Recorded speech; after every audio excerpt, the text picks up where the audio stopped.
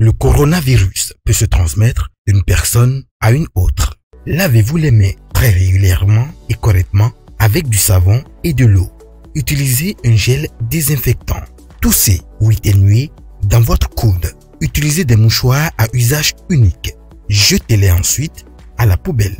La vie ne tient qu'à un fil. Il vaut mieux prévenir que guérir.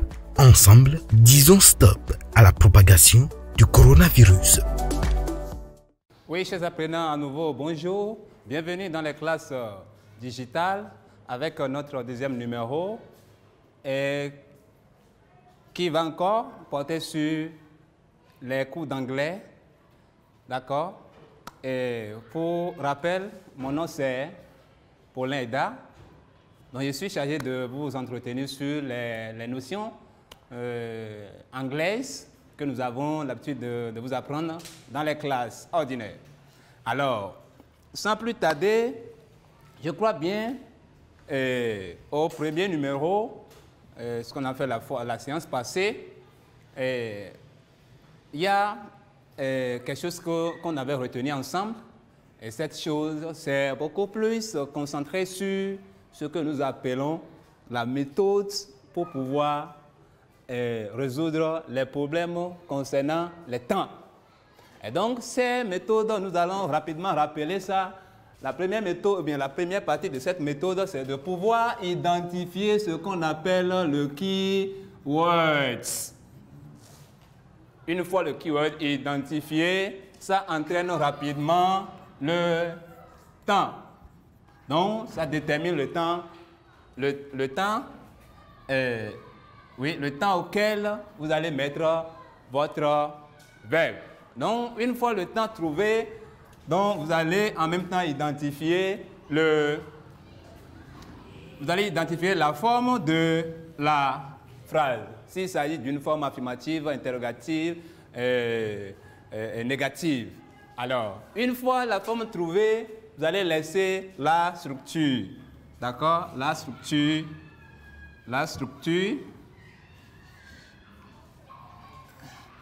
Et c'est cette structure qui vous permet de donner la réponse convenable à la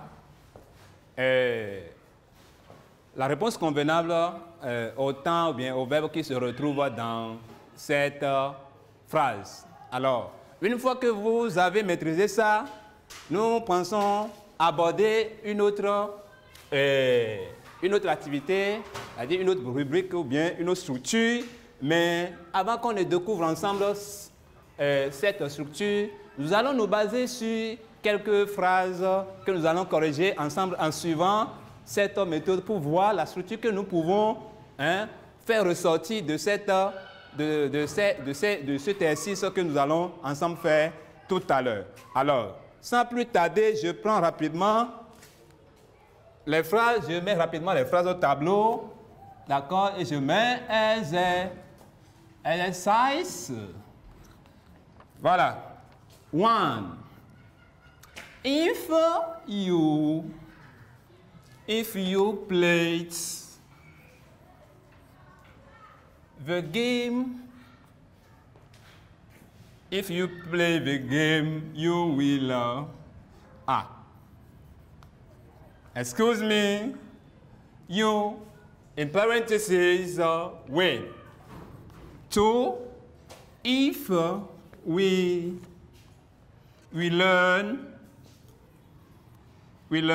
our lesson well,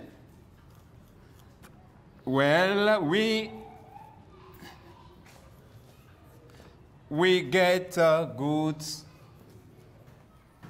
good marks. We get good marks. 3, Josias had worked hard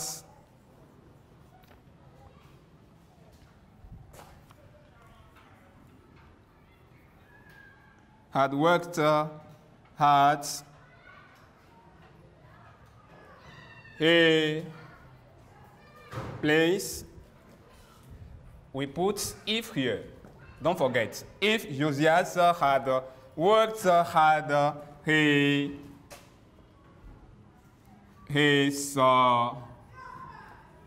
succeeds. For you not miss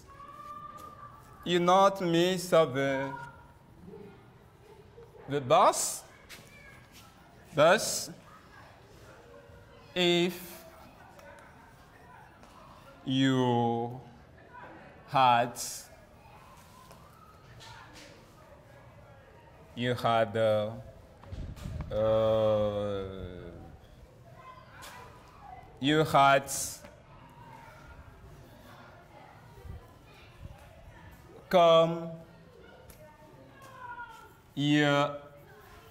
had come very soon. Maybe very soon. 5. My brother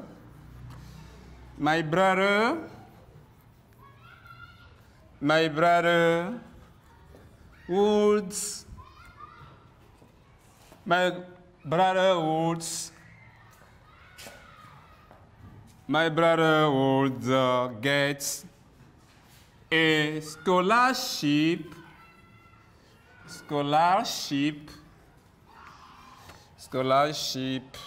if he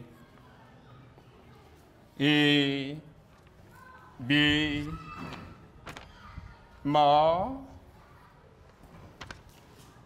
brilliant.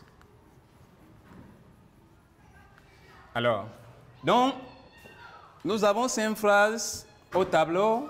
Je crois qu'avec ces 5 phrases, nous allons rapidement appliquer notre méthodologie de la séance passée pour voir si correctement nous pouvons nous retrouver avec les temps qui se retrouvent dans avec les verbes qui se retrouvent dans les parenthèses. Alors, pour la première phrase, d'accord? La première phrase, nous avons quoi?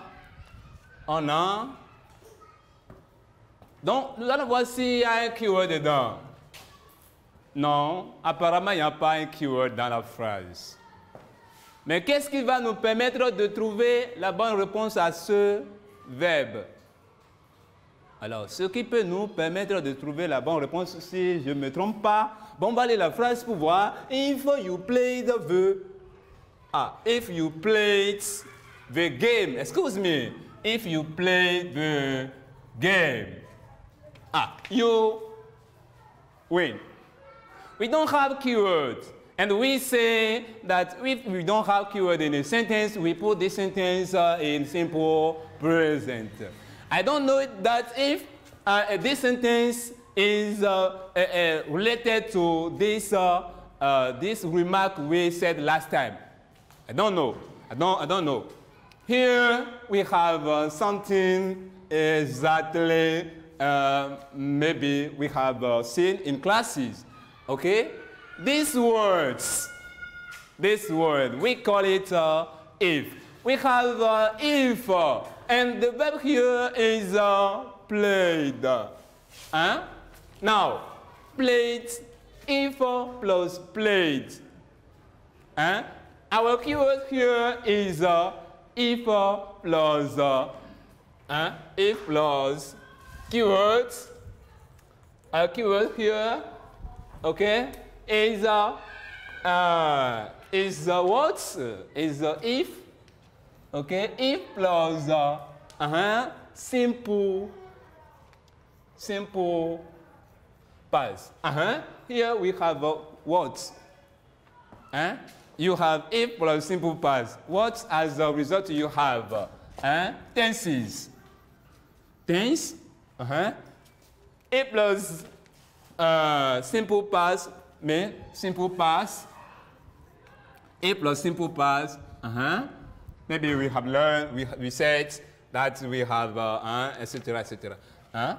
You see, A plus simple past, the tense that can come here is a present conditional. Oh! I think that we learned this sentence last time. Hein? La dernière fois, nous avons parlé de ce temps. Donc, ceux qui n'avaient pas suivi la dernière fois peuvent rapidement ouvrir leur cahier et revoir rapidement le temps avant qu'on évolue. Donc, tense here, present conditional. Donc, present conditional, hein? The form here is not important because the structure we have in front of is not dealing with the structure of the form.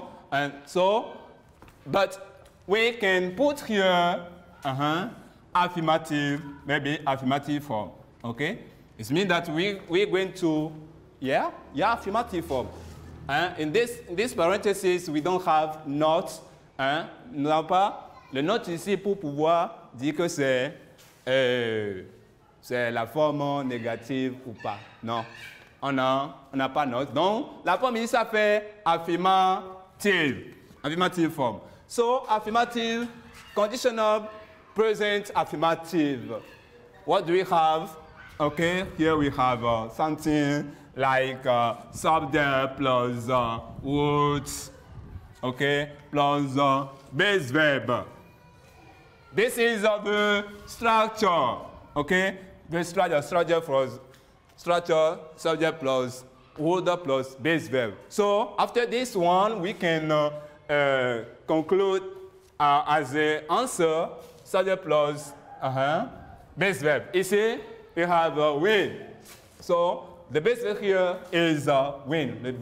Le verbe de base ici, c'est le win. Donc, nous avons quoi? Nous avons comme réponse answer, ça fait would win. Voilà, de façon très simple. C'est ce qu'on avait appris la dernière fois. D'accord? C'est ce qu'on avait appris la dernière fois. Je vous ai dit, le temps, lorsque vous maîtrisez le temps, vous maîtrisez toutes les structures. Il faut que ça soit clair. On ne se trompe pas. Vous maîtrisez ce qu'on appelle temps, vous maîtrisez toutes les structures. D'accord? Donc, si effectivement ce qu'on a appris la dernière fois, vous l'avez maîtrisé, vous verrez que tout à l'heure, lorsque la structure que nous avons fait sortir, ça ne peut, vous allez vous rendre compte que ça s'est basé sur ce qu'on avait étudié concernant beaucoup plus le temps. D'accord? Donc, encore une fois, il faut vous rappeler de ce qu'on avait dit la dernière fois. Hein? D'accord? Donc, nous avons trouvé notre réponse et puis c'est tout. Donc, comme il n'y a pas assez de place ici, je vais rapidement prendre cette partie-là et refaire rapidement. Ça fait would win. Voilà, would win. No problem. Now, the second sentence, la deuxième phrase, if we learn our lesson. Oh, so, excuse me, our lesson. Well, we get a good mark. Here, the keywords is what? We have if plus here, the verb here is a simple present. OK? Simple present. D'accord? Donc, lorsque nous avons if plus simple present, on a quoi comme résultat? Simple plus, voilà keyword. On a quoi comme temps? On a, voilà, simple present. Simple present, on a quoi comme résultat en ce qui concerne le temps? C'est le if plus simple present, ça fait simple future. Simple future. D'accord? Simple future. Donc, la forme ici, comme on l'avait dit, ça n'a pas note à l'intérieur. Donc, on considère que c'est la forme affirmative. Donc, affirmative form. Affirmative form. Et donc, la structure de simple, on a dit simple future. Simple future, c'est quoi? Voilà. Ici, nous avons la structure simple future. Donc, ça fait sujet. Sujet plus quoi? Sujet plus will. Bon, naturellement, shall. Charles, plus base verbe. Donc, en réponse ici, nous avons quoi? Le verbe ici, c'est quoi? Le verbe ici, c'est get. D'accord? If we learn our lesson well, we don't answer here. Ça fait quoi? Ça fait will get. Bon, comme c'est le sujet ici, c'est will, vous pouvez aussi utiliser le shall ici. Le shall, il faut le rappeler, c'est beaucoup plus utilisé pour ce qu'on appelle les sujets, le I et le we. Donc, le will est utilisé pour tous les sujets. Donc, il faut que ça soit clair dans vos différentes têtes. OK. Donc, la réponse ici a fait will get. Donc, permettez-moi que je réécrive ici pour corriger parce qu'il n'y a pas assez d'espace ici. Voilà. Will get. Voilà, will get. Donc, je souligne rapidement les... Voilà. Nous sommes au niveau de la troisième phrase où nous avons if Josias had worked hard his seed. Donc, ici, nous avons quoi? Nous avons if quoi? If plus le hard, le hard work. Voilà, si vous vous rappelez, le hard plus le participe, ça fait quoi? Ça fait le present perfect. Non, pas le present perfect, le past perfect. Rappelez-vous bien, ça fait le past perfect. Alors, le past perfect ici, on a if plus le past perfect, if plus past perfect, et plus past perfect. Donc, comme temps, si vous vous rappelez très bien, ça va donner quoi? Ça va donner le conditional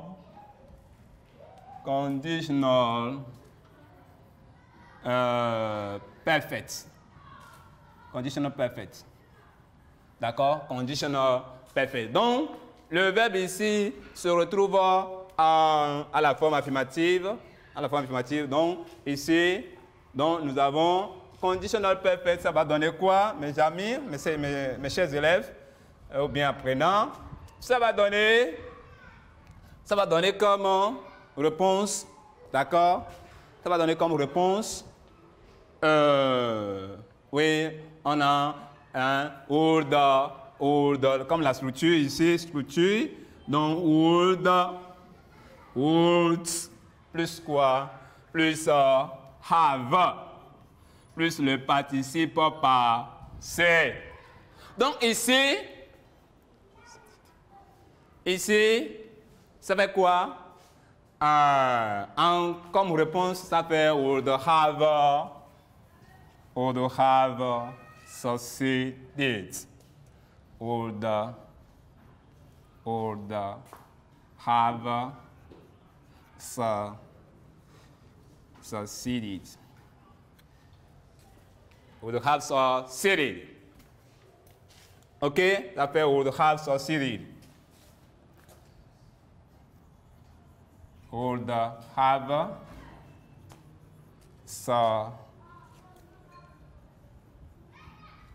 succeeded. Alors, la quatrième phrase, lorsque nous apprenons le keyword ici, on a quoi? If you had come.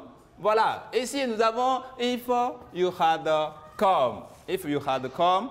Même chose, ça fait le past perfect qui est le temps retrouvé, ça fait if plus le past perfect. Parce qu'il faut toujours vous rappeler du temps, le verbe qui est conjugué dans cette phrase. Donc, ici, on a ce verbe déjà conjugué, donc qui est au simple au past perfect, donc qui entraîne conditional, donc exactement la même chose. Donc, on va revenir ici pour voir la forme. Évidemment, la forme ici, c'est negative form. C'est negative form ici. D'accord? C'est negative form. Donc, negative form. OK? Negative form.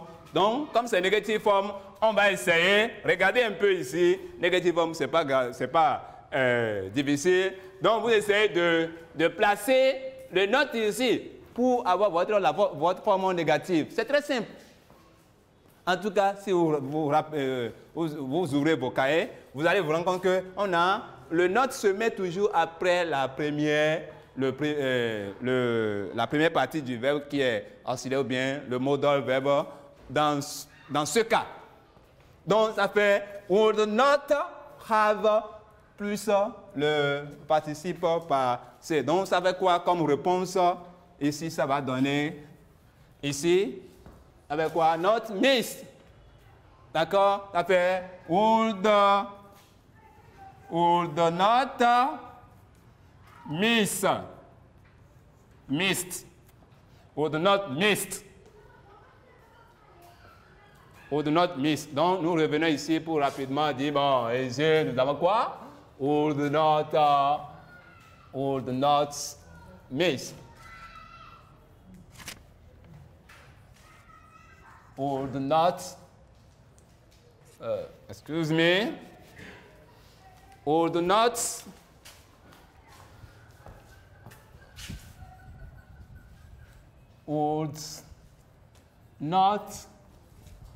have missed.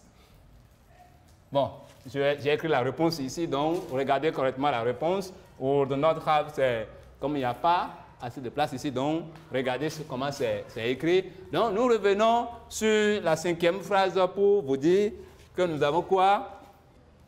Donc my brother would get a scholarship if he more brilliant. Ici nous avons quoi? Oh, toujours est-il qu'il y a quelque part if. Au lieu qu'on dit que nous avons if comme if plus quelque chose comme le keyword, on ne va pas le dire ici. Ce qu'on peut dire ici, on a effectivement if dans la phrase. Mais le verbe qui est après if, c'est ça on veut, c'est ça on veut. Le verbe qui est après if, c'est ça on veut. Donc, on va plus dire que c'est if plus quelque chose ici. Parce que on peut dire peut-être c'est if plus l'inconnu. Et l'inconnu, l'inconnu que nous avons là, va être, nous allons essayer de voir le temps qui est de l'autre côté. Le temps qui est ici s'appelle would get. Et si vous vous rappelez, ça fait quoi qu'on dit? Voilà, if, voilà, il faut dire ici, bah maintenant, if, conditional, present conditional. Voilà, mettez present conditional. Voilà, present conditional. Donc, lorsque nous avons present if, une phrase dans laquelle il y a if, et puis nous avons un temps qui est déjà conjugué au present conditional, le temps qui va venir, c'est quoi? C'est le simple past. Voilà, simple past. Donc, c'est simple past qui va revenir pour nous montrer vraiment que nous avons compris notre méthodologie. Donc, on nous dit de mettre, voilà la forme, évidemment, quand vous voyez ça, c'est à forme affirmative. Donc, ici, le verbe ici va se mettre aussi pour passer affirmative forme. Donc, voilà. Mais nous sommes avec un verbe un peu plus particulier qui est if, qui est plutôt be. Hein? Lorsque le to be dans ce contexte, d'accord? Lorsque ce verbe, dans ce contexte où nous avons if, doit se mettre au simple past. Ah, mes chers élèves, chers apprenants, la seule réponse qu'il faut écrire, c'est très simple. Vous écrivez, effectivement, c'est le simple, la structure, c'est le simple past, vous connaissez ça, le simple past, on ne va plus rappeler ça, mais la réponse ici, c'est la réponse qui nous intéresse, vous écrivez, ouais, écoutez, lorsque le to be doit se mettre au simple past dans le contexte où nous avons if. Vous utilisez simplement sans trop réfléchir. Vous ne faut même pas réfléchir. Vous écrivez ouais. et puis le jeu est terminé. Lorsque vous vous rendez... C'est ça. C'est ça. Donc, ici, notre réponse ici, ça fait... ouais. Ouais que c'est facile, non? Voilà, c'est ça. C'est ça. Vous avez besoin de ces éclaircissements pour avancer. Hein? Donc, voilà un peu les réponses que nous avons trouvées en application de notre méthode que nous avons étudiée la dernière fois. D'accord? Et la méthode selon laquelle il faut passer par les cinq parties pour pouvoir trouver votre réponse. Les 5 parties, c'est en réalité ce qui se passe dans la tête de ceux qui donnent les bonnes réponses. Donc, voilà, on l'a fait sortir la dernière fois et nous sommes en train de les utiliser pour pouvoir trouver les réponses à nos différentes questions concernant les temps. On est d'accord? Voilà. Donc, ici, nous avions dit tout à l'heure que nous allons vous faire une structure. Alors, la structure, à travers ce que nous avons étudié, quelqu'un peut nous rappeler rapidement la structure?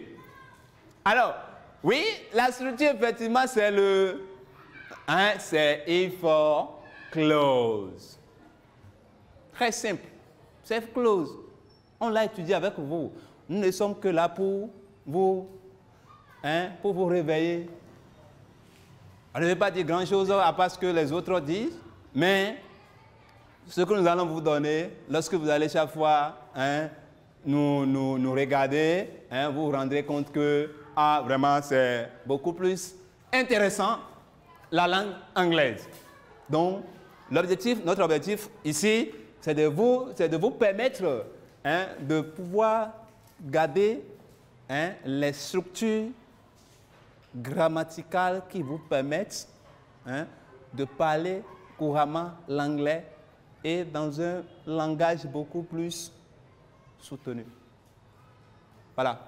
Alors, la structure, je la mets ici, if clause. Voilà. Et donc, ce que nous avons vu tout à l'heure, vous allez essayer de les rassembler pour vous donner à peu près un aperçu sur ce qui concerne cette structure. C'est juste des rappels. C'est juste des rappels. D'accord? Étant donné que nous sommes à un moment où il faut vous accompagner, ce n'est que des rappels. Voilà. Donc, si vous nous lisez, voilà. Alors, on a parlé de if clauses. Nous l'avons étudié avec vous, mais on le rappelle, if clause, il y a 3 types. Je dis bien, 3 types. We say type 1, type 2, type 3. Type 1.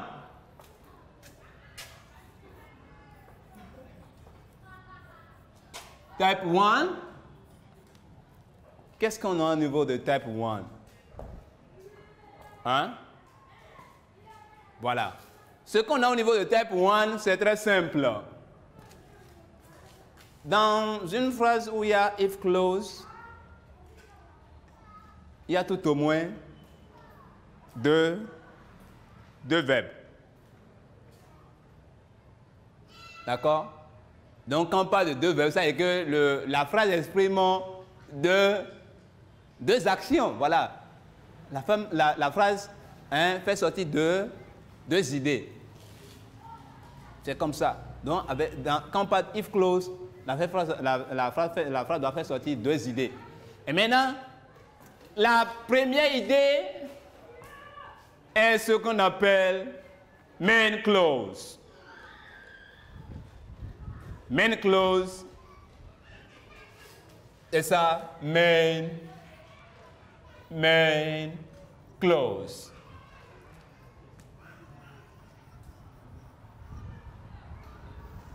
Men clothes and the subordinates wear clothes. Voilà. If va se retrouver au milieu.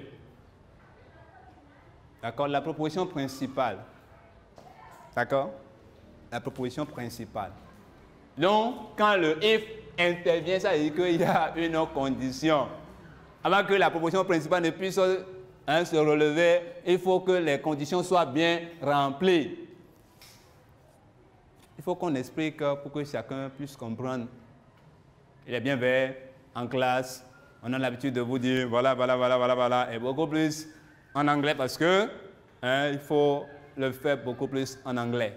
Mais ici, comme on l'a dit, on va évoluer en français et puis en anglais, juste pour vous permettre d'appliquer ce que nous sommes en train de vous apprendre. Voilà, main clause. Ici, qu'est-ce qui va se passer pour type 1? Ce qui va se passer, c'est très simple. Type 1, ça fait le temps. Nous allons nous baser, on est en train de parler de temps. Voilà, ici, main clause, ça fait quoi? Simple. Simple quoi? Simple future. D'accord? Et ici, simple present. Voilà. Le if, le reste au milieu là. Donc, on vous a donné plusieurs exemples, mais non, c'est beaucoup plus dans cela. Si vous connaissez déjà, comme on connaît déjà comment utiliser, comment trouver le temps, donc c'est plus difficile pour nous. Donc, la chose qu'il faut faire, c'est très simple. Donc, nous avons un exemple ici, peut-être, you will what? You will eat well, okay? You will eat well if you have a lot of money. A lot of money. Voilà, la préposition principale. Tu mangeras bien. Mais à quelles conditions? À condition que tu aies beaucoup d'argent. C'est ça la condition. Ici, c'est la préposition principale. Hein? C'est ça qui est principal. Main clause. And subordinate clause. La préposition subordonnée. Voilà. Hein? If you have a lot of... Donc ici, le temps, ici, ça veut quoi? Simple future. Main clause. Ici, oui, if, excuse me, if you have, voilà, if you have a lot of money. Oui, ici, ça veut quoi? Simple present. Voilà. Lorsque tout verbe qui suit immédiatement le if, ou bien la partie où se trouve la proposition subordonnée, c'est cette partie qui se met au simple present. Et la proposition principale, lui, utilise le simple future. Cette phrase, nous pouvons la tourner d'une autre manière pour commencer, on va commencer par if you have a lot of money, a lot of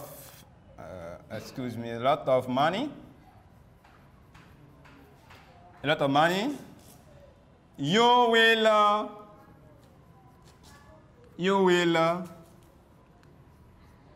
eat well. Voilà, you will eat well. Voilà un peu ce que nous renseignons la première et le premier type d'if clause. Le second type, ou bien le deuxième type, j'allais dire, le type 2. D'accord? Le type 2, c'est très simple encore. On a également le main clause, le subordinate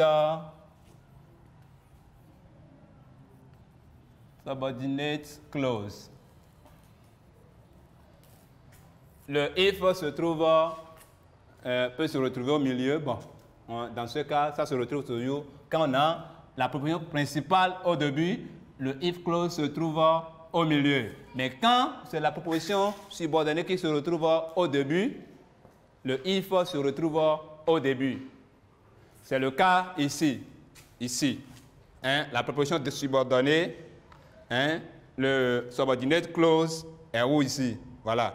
Ça a commencé avec if you have. Donc, la deuxième partie de la phrase. La deuxième partie de la phrase. Et donc, le main clause est au niveau de la deuxième partie, revient maintenant à la deuxième partie de la phrase. D'accord? Et donc, ici, c'est à peu près la même chose. Mais ici, type 2, dans l'exercice tout à l'heure, on va faire sortir ça. Parce que, quelque part, on a would, not would, excuse me. On a le present conditional. Le present conditional. Dans subordinate clause ici, la proposition subordonnée va être simple past. Va être simple past. OK? Va être simple past. Donc, rapidement, on donne un exemple. D'accord? On donne un exemple pour dire quoi? Pour dire, voilà, on met encore subordinate clause en début de phrase. En début de phrase. Donc, on met subordinate clause en début de phrase pour expliquer, et puis revenir après pour montrer la deuxième possibilité. Donc, nous allons vous donner cet exemple. Coffee, ok, coffee, on a dit present conditional. Coffee would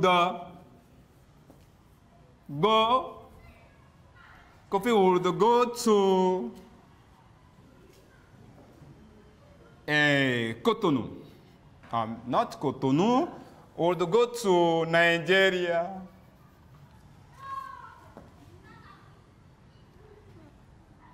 Would go to Nigeria if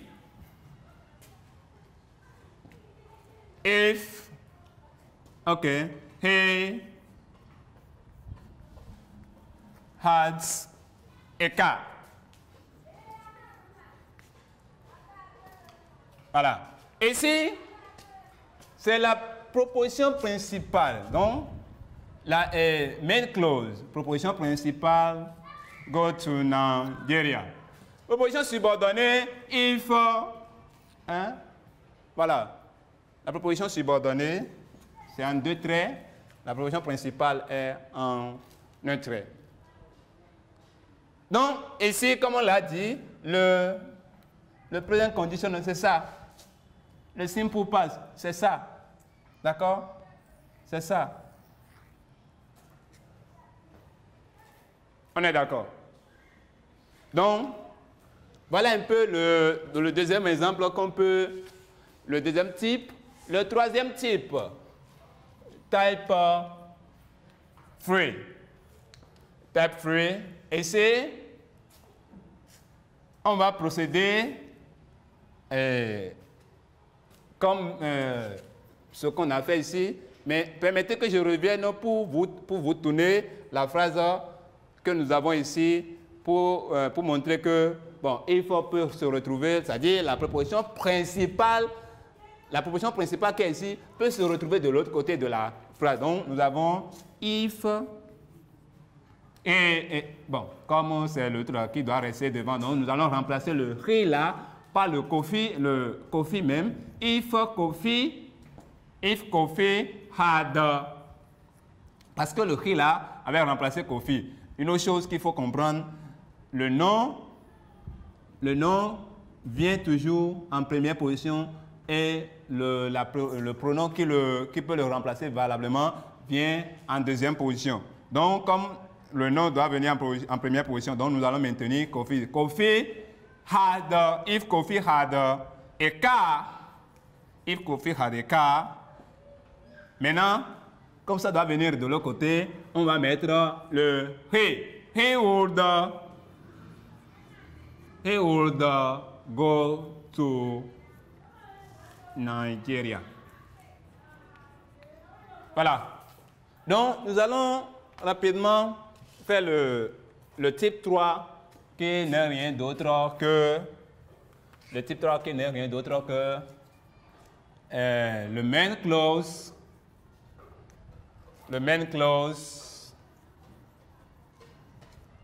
subordinate clause,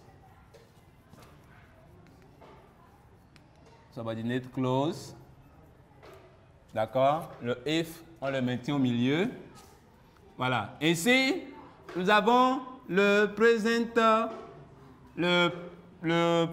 conditional perfect. Ici, c'est le conditional perfect que nous utilisons.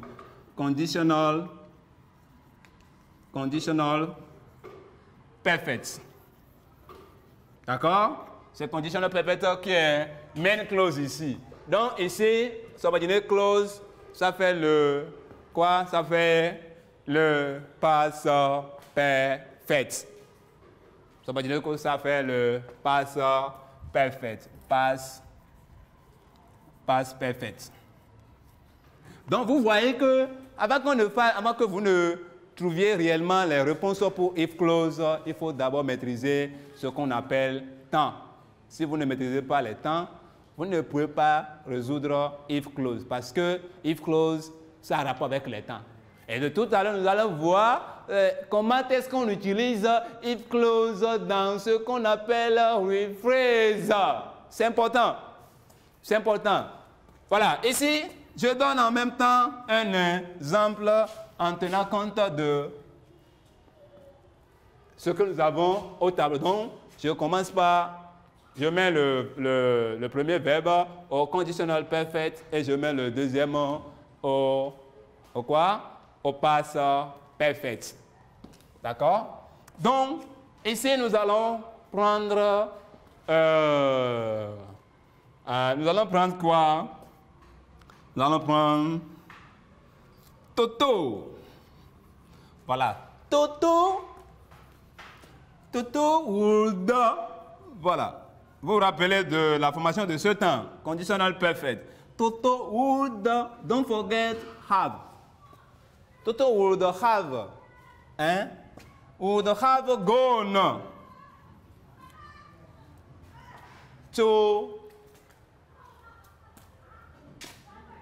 to home. Voilà, vous mettez le if. If he. Le temps ici, ça fait quoi? Le temps, ça fait past perfect. Donc, he had eaten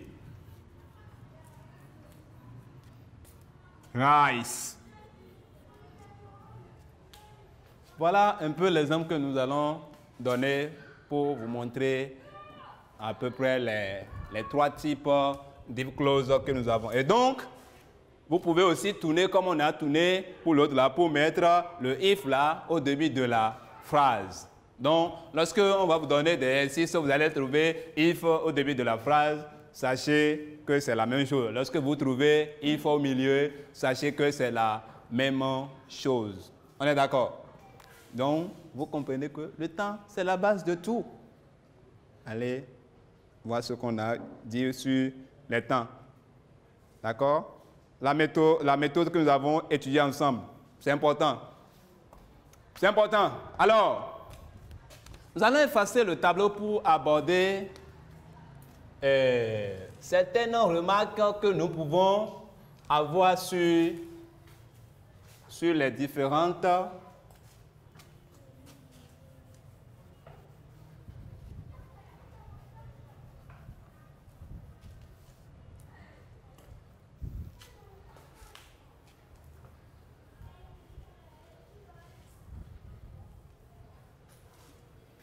donc, nous allons donner des exemples tout à l'heure. Pas d'exemple. Nous allons essayer de faire sortir les remarques pour vous permettre de les garder encore une fois. Alors, la première remarque à faire sortir, c'est quoi? Ça a rapport avec ce qu'on appelle, on l'a dit tout à l'heure,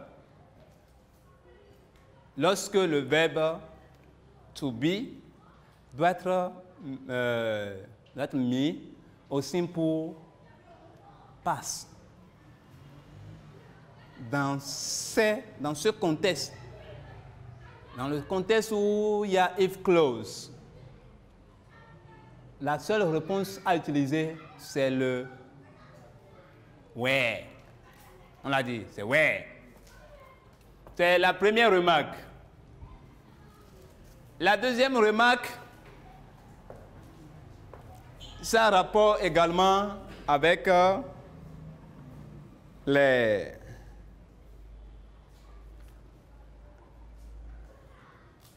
l'usage de quoi? L'usage de unless. Unless. Ça vient régulièrement pour les classes de... Je vous rappelle que if clause s'utilise en classe de troisième, également en classe de terminale. Donc ce que nous sommes en train de faire, c'est pour les deux classes. Il est bien vrai, ce que nous allons étudier, c'est pour le niveau terminal, mais quand vous comprenez le high level, le low level, qu'est-ce que vous allez faire? Vous comprenez, le niveau est le plus élevé, donc le niveau le plus bas, c'est une évidence que vous allez comprendre ça très facilement. Donc, alors, le unless, nous vous le rappelons, unless, c'est très simple. Unless,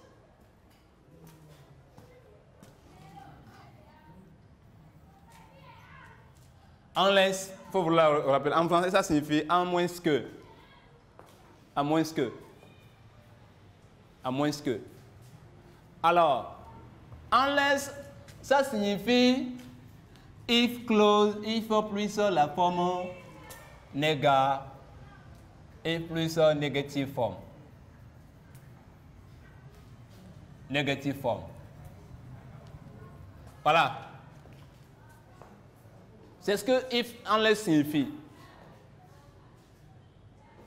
C'est ce que unless signifie. Donc, en exemple, peut-être, nous avons if you don't give me money, I will slap you. Hein? I will slap you. Voilà. Dans cette phrase, nous allons vouloir remplacer. Voilà. On a dit quoi? Il faut plus la négation. C'est ça qui signifie unless. Ça veut dire, si c'est if plus la négation, ça veut dire lorsque unless va intervenir dans la phrase, est-ce que la phrase va être encore à la forme négative? Le verbe doit être encore à la forme négative? Non. Le verbe qui suit immédiatement unless ne sera plus à la forme négative. Et il faut vous le dire, on a toujours unless avec la forme positive du verbe. La forme affirmative du verbe. Donc ici, quand on va retirer, on a dit que ça là, le if plus la négation, et ça qui signifie unless. Donc, quand on va vouloir remplacer ça là, on va vouloir remplacer la phrase par unless.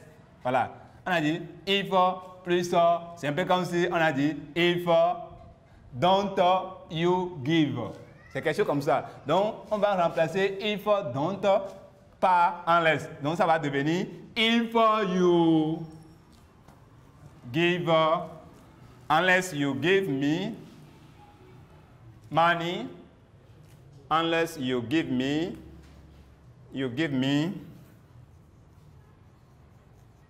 money, unless you give me money, I will not slap you.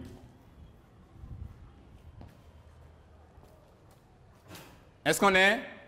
On est d'accord?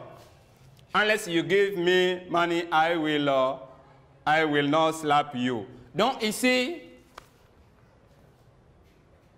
la forme ici a changé. La forme qui est ici a changé par la forme négative, affirmative. Donc comme ça a changé, ce qui est ici, bon, vous allez me permettre, nous n'allons pas.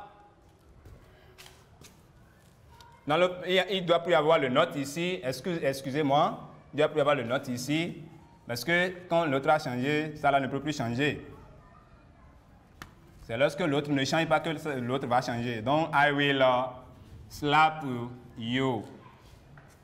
I will slap you.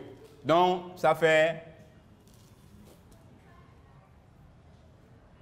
simple future et ça fait simple present. On se comprend?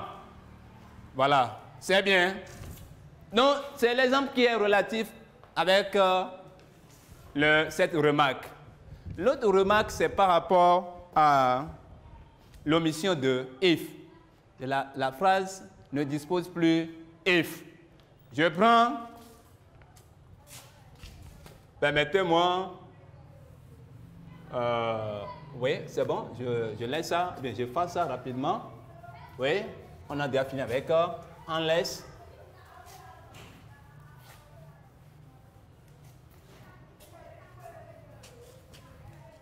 On a déjà fini avec unless. Et donc, ce qu'il faut encore, l'autre remarque, c'est le cas où dans la phrase, il n'y a pas if. D'accord? Dans la phrase, il n'y a pas if. Donc, c'est ce qu'on appelle omission de if. Ce qu'on appelle omission de if.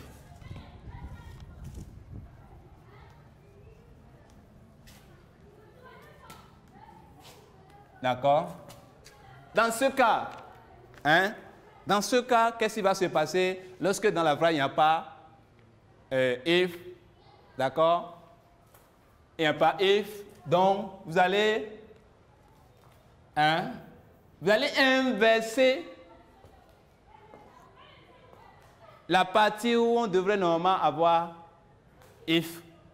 C'est-à-dire, vous allez inverser la partie subordinate clause. Je donne cet exemple. On a mis if you had money. D'accord? If you had money. OK. If you had money. Money, oui.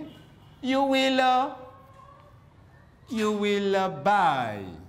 You will, no, not will. You would buy a new car. A new car. Alors, on nous dit dans la phrase, il n'y a pas if. C'est un peu comme si le if là n'existe pas. Pour que l'if là n'existe pas et qu'on se retrouve dans toujours if clause, il faut qu'on inverse le sujet et le verbe. Donc ça va devenir quoi? Ça va devenir had. Not had. Please. ça va devenir, c'est un peu comme si on va mettre cette partie à la forme interrogative, mais la phrase à la fin, on ne met pas point d'interrogation. Donc, ça va être did, parce qu'on doit inverser. L'inversion, en réalité, c'est un peu comme la forme interrogative. Donc, avec did you have, puisque ici, c'est le simple past. Ici, c'est le présent conditionnel. Donc, lorsqu'on va vouloir inverser le sujet, c'est-à-dire mettre cette partie, mettre cette partie, cette partie, d'accord, cette partie de la phrase à la forme interrogative, sans mettre le point d'interrogation. Donc, il faut pouvoir utiliser la forme interrogative de simple past dans ce contexte. Alors, donc ça veut dire, do you have money? Did you have money? Alors, vous ajoutez sans problème, you would buy a new car. You would buy a new car. Voilà à peu près ce qu'on peut dire sur cette remarque. C'est clair. Donc, nous allons quitter cette remarque pour venir à une autre qui est l'usage de quoi? L'usage de ce qu'on appelle otherwise. D'accord? Otherwise.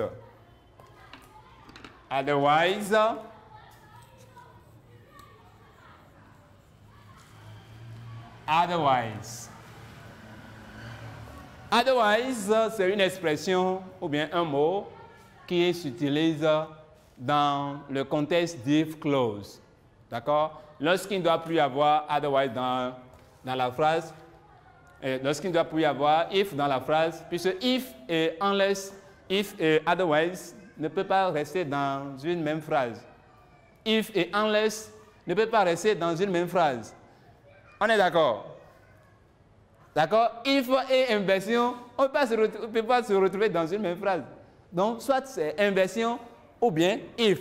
Soit c'est unless ou bien if. Mais le cas ici, lorsqu'on a fait tout à l'heure le tableau, heureusement, il y a encore ça là ici. La position de otherwise, c'est le contraire de la position de if. D'accord? Au lieu qu'on ait if plus la proposition subordonnée, on a otherwise plus la proposition otherwise, c'est plus la proposition principale. Sinon, if sur la proposition, c'est la proposition principale, la proposition subordonnée qui suit en même temps if. C'est-à-dire, on met la proposition subordonnée devant if. Mais pour otherwise, la proposition subordonnée est avant if. Donc, le otherwise et le if ne peuvent pas rester à la même position. Donc, je donne rapidement un exemple. D'accord? If you go to school,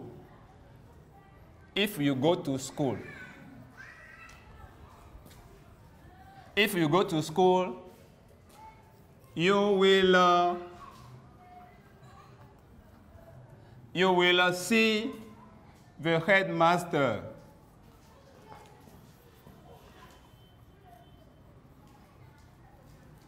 You will see the headmaster. Alors, on a dit le otherwise et le if clause, le if ne reste pas à au même niveau, bien à la même place, c'est-à-dire le if est ici. Donc, si le otherwise doit se mettre dans la phrase, ça va rester. Hein, nous allons construire quelque chose où, au lieu qu'on écrive otherwise au début de cette phrase, on va le mettre ici, entre la fin de la première partie et le début de la deuxième partie. C'est à peu près cette position qu'occupe otherwise. C'est pourquoi généralement on le met au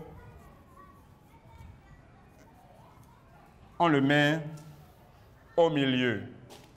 Alors je vais écrire un peu otherwise. Et pourquoi on le met au milieu? Donc, mais il reste sa place au milieu. C'est pour dire quoi? Le otherwise signifie autrement. Ça signifie autrement. Donc ici, qu'est-ce qui va se passer?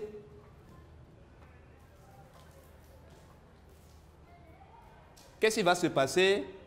On a dit que le otherwise reste devant quoi? Le otherwise va rester devant quoi? On dit ça va rester devant ça là. Hein? Le otherwise reste devant la deuxième partie, pas ici. Donc si c'était ici, ça va être you go to school, otherwise you will see the doctor. Non. Ce n'est pas ça. Non. C'est plutôt, regardez, c'est plutôt you go to school, you will see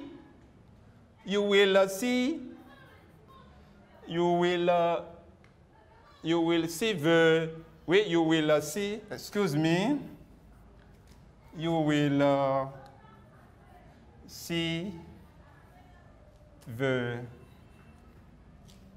headmaster. The headmaster.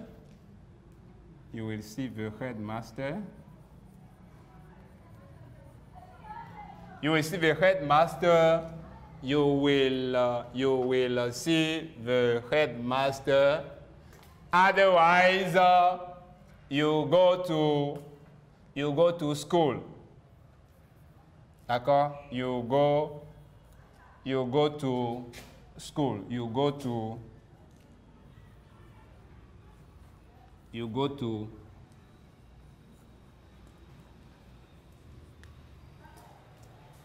voilà. Ici, vous comprenez que you will see the headmaster.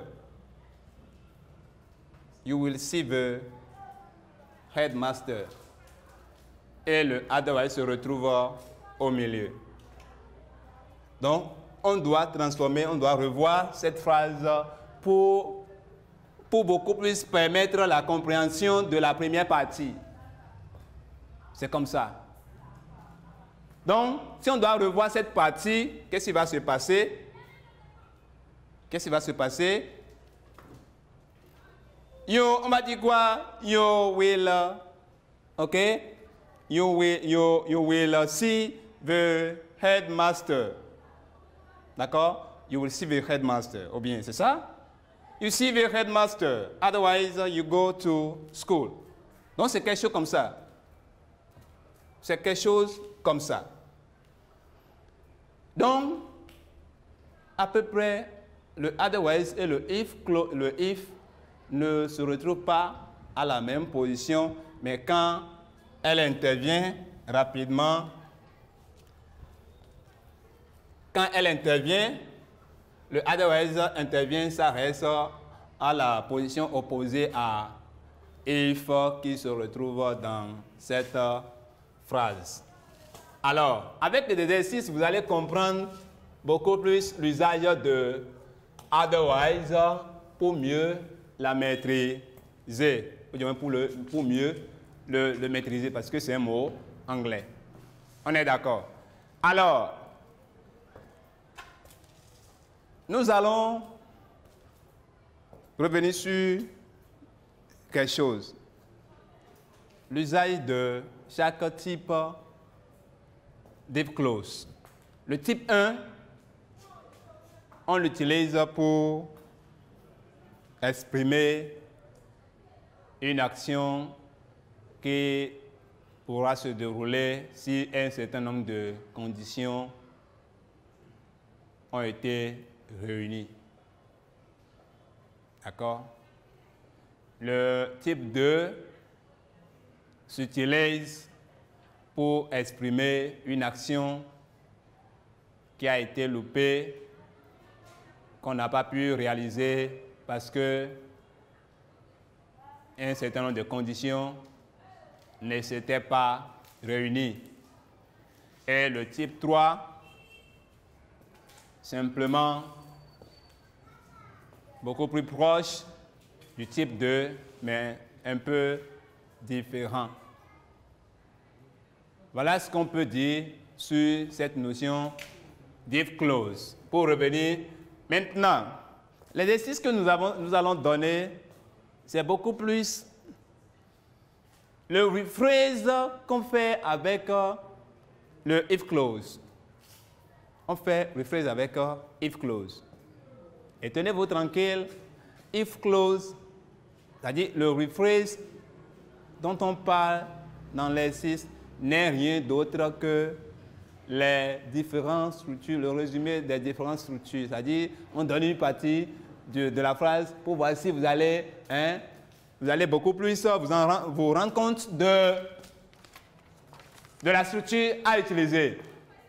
Ici, on ne vous donne pas la structure, mais c'est la forme de la phrase qui va vous orienter vers une structure à utiliser. Donc ici, je vais mettre if clause rephrase, if clause avec rephrase, if clause, ouais, if clause with rephrase. Donc, à ce niveau, ce qu'il faut faire, nous allons donner des phrases pour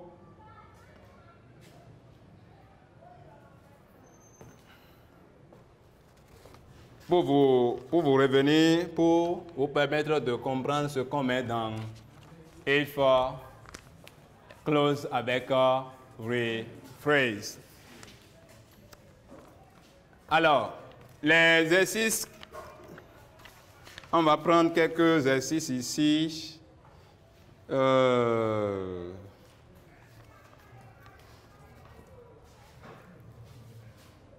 Quand on parle de rephrase, c'est beaucoup plus les différentes remarques qu'on a faites tout à l'heure, le unless, le omission, le otherwise. C'est ça. Alors, ici, nous allons prendre exercise 1. If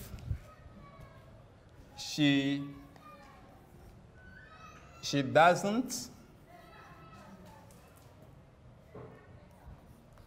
doesn't respect me, if she doesn't respect me, I will beat her.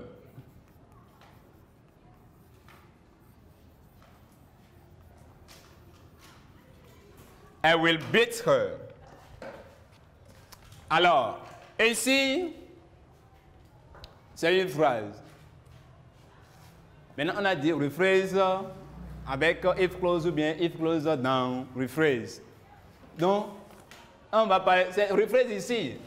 Hein, rephrase, l'énoncé de l'exercice, ça fait rephrase the following sentences. Voilà, on a unless. C'est-à-dire rephrase. On doit donner cette phrase et puis on commence par unless.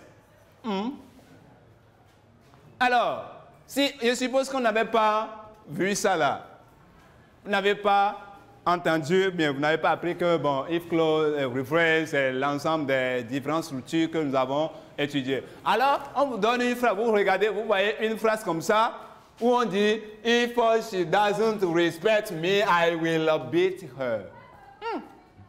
On réfléchit, on dit, mais, mais on n'a pas étudié une structure pour rephrase. Alors non. Ce qu'on a dit tout à l'heure, c'est très simple. Ce rephrase, ce qui va vous permettre de le faire, c'est la structure if clause. Parce que dans if clause, on a étudié quoi? Unless. Oui, oui. On a étudié unless.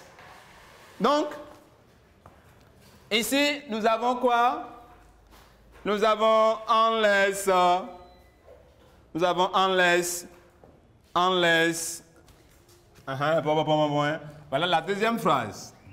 On a we would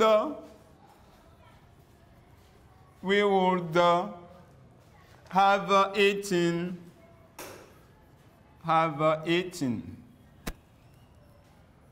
We would have eaten if we'd finished the work. If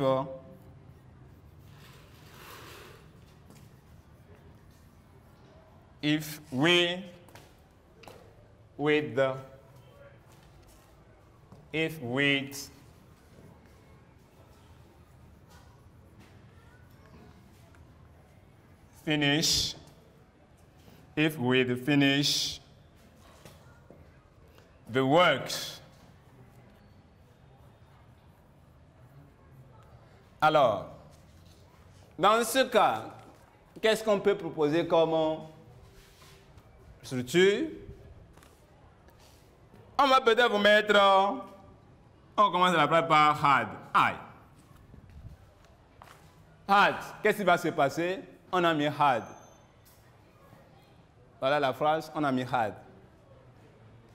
Donc, ce n'est que le if clause qui puisse nous permettre de faire ça, ou bien une autre structure que nous allons étudier très prochainement, the inversion of subject. Voilà. The inversion of subject est dans ce cas spécifique aussi. Donc, quand on va étudier cette expression et cette structure beaucoup plus pour les classes de la terminale, vous verrez que cette partie se retrouve dans ça là. Donc, on commence la phrase par had. Troisième phrase. Troisième phrase, free. We would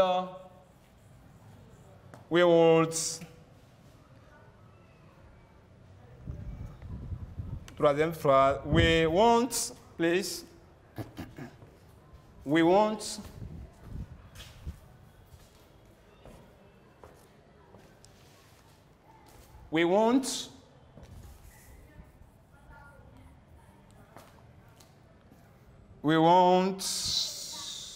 visit the race. We won't visit the race. We won't visit the race unless he runs, unless he runs fast. Donc, on va commencer par quoi? On va commencer par peut-être otherwise. Otherwise. Elle est dit, ça se retrouve au milieu de la phrase. For.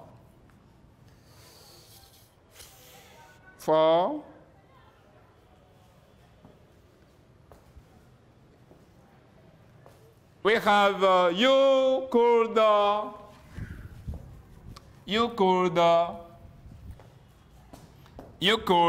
easily, you could fly easily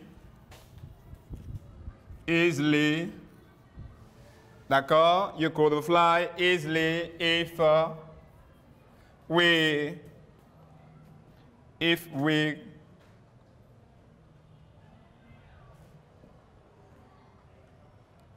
we were there.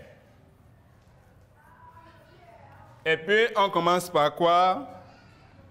Where. Voilà à peu près les différentes phrases dans lesquelles on peut retrouver la structure if clause. Et donc, nous allons rapidement revenir sur les réponses à fournir. D'accord? Je vais effacer ici pour pouvoir utiliser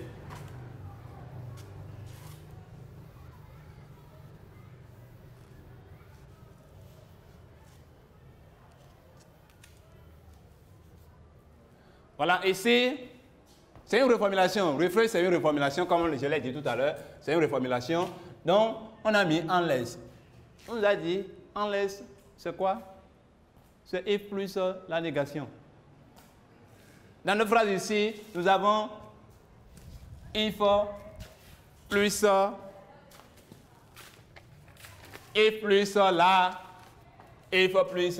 négation. Ça, les deux choses là vont disparaître. Donc, on aura, ça va disparaître pour donner unless she respects me. D'accord? Unless she respects. Et vous ajoutez le reste de la. Donc, je recopie ça de l'autre côté. Unless she respects me. One, unless she respects me.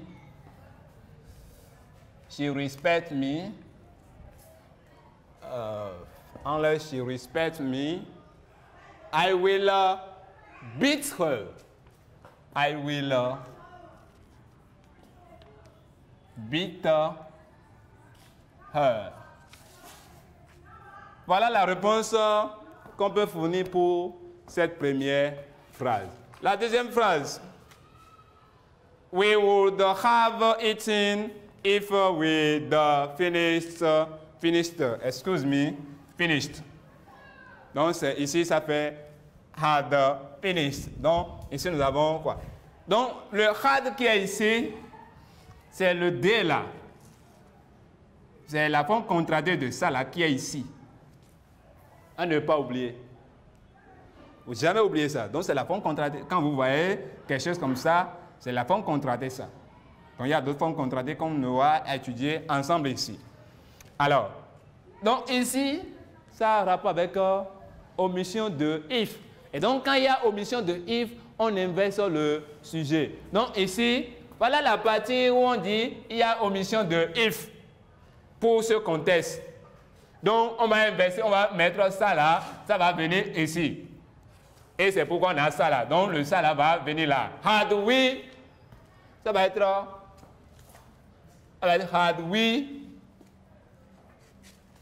had we finished the work? Had we finished the work? Had we finished the work? Et puis nous ajoutons la partie restante de la phrase we would have eaten. We would have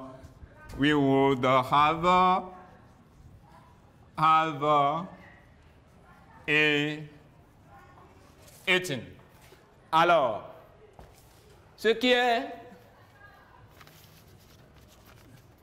la troisième phrase. La troisième phrase, we won't visit the race unless he runs fast. Voilà, on a dit que le unless occupe la position de if. D'accord? Donc ça voudra dire que si on mettait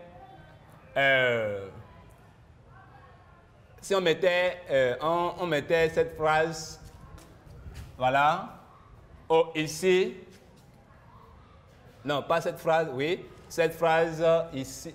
Donc, dans ce contexte où le otherwise ne peut pas remplacer, ne peut pas être la position de. Nous allons faire l'effort de tourner la phrase, de tourner cette phrase au brouillon. Peut-être, nous allons écrire unless it runs fast. D'accord? We would.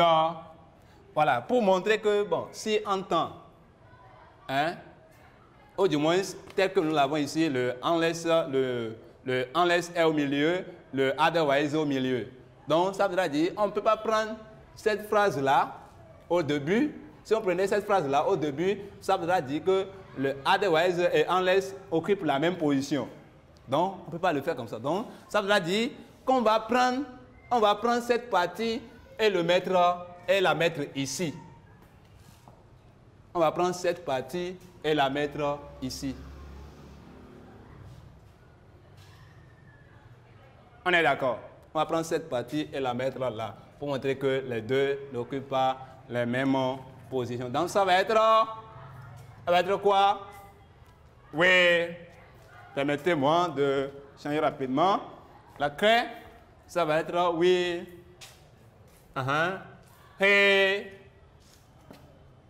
He runs fast. Otherwise,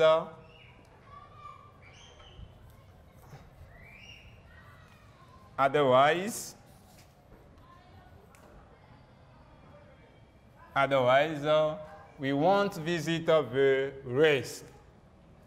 We won't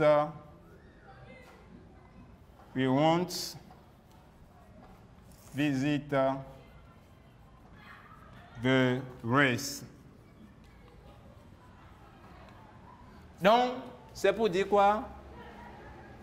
He runs fast, otherwise we won't visit the race. On est d'accord? Donc, nous sommes en train de terminer l'exercice. On va faire les deux dernières phrases. Bien, la dernière phrase, oui. La dernière phrase, oui. La dernière phrase. Donc, permettez-moi d'effacer ici pour avoir un peu d'espace. On est d'accord?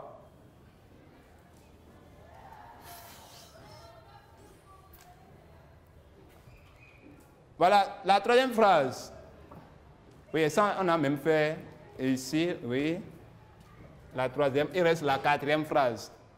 Non, you could fly easily if we were there. Donc ici, ça a rapport avec, permettez-moi de passer ici parce que c'était pour la troisième phrase.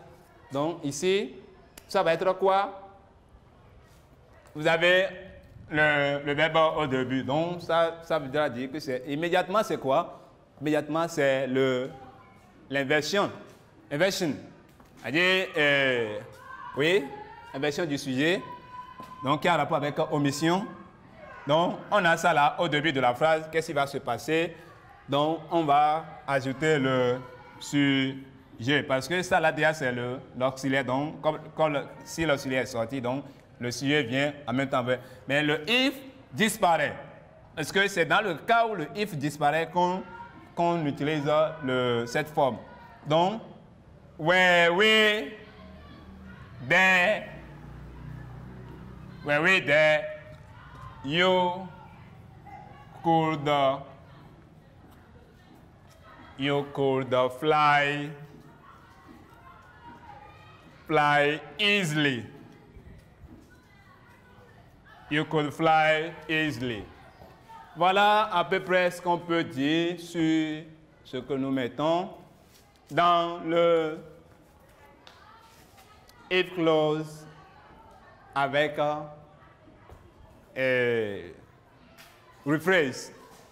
Donc, lorsque vous avez rephrase ou vous avez ces début de phrase, vous avez telle phrase et puis vous avez ça, il faut vous rendre compte que c'est la structure à utiliser rapidement, c'est if clause. Donc, vous faites recours à if clause pour pouvoir trouver solution aux phrases qui se retrouvent à ce niveau.